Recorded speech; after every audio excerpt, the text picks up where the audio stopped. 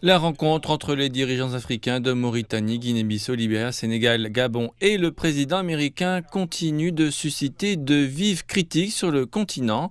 Ce mini-sommet qui visait à renforcer les liens commerciaux a provoqué l'indignation dans toute l'Afrique, beaucoup y voyant un geste dédaigneux et symbolique. Il aurait été préférable que Donald Trump vienne en Afrique pour poursuivre les négociations. Mais il semble un peu humiliant d'amener des chefs d'État qui se rendent au bureau ovale pour se pavaner et prendre des selfies tout en négociant l'accès à nos richesses minérales.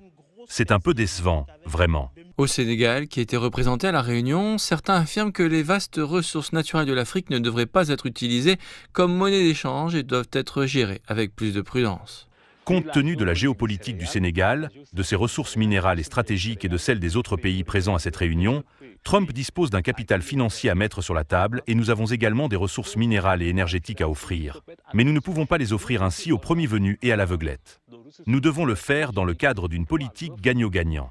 D'autres s'interrogent sur les intentions et la structure de la réunion, en particulier sur l'absence d'une représentation régionale plus large.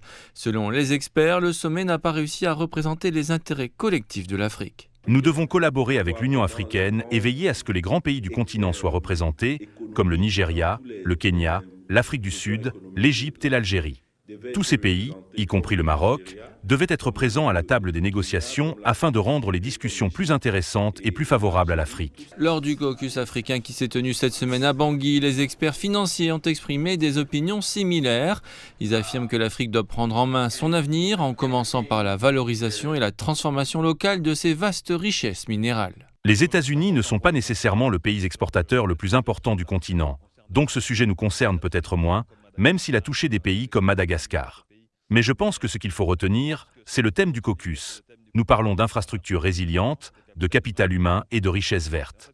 Par richesse verte, nous entendons en fait nos ressources naturelles. Alors que les puissances mondiales continuent de courtiser l'Afrique, des voix s'élèvent à travers le continent pour réclamer des partenariats plus dignes, inclusifs et stratégiques.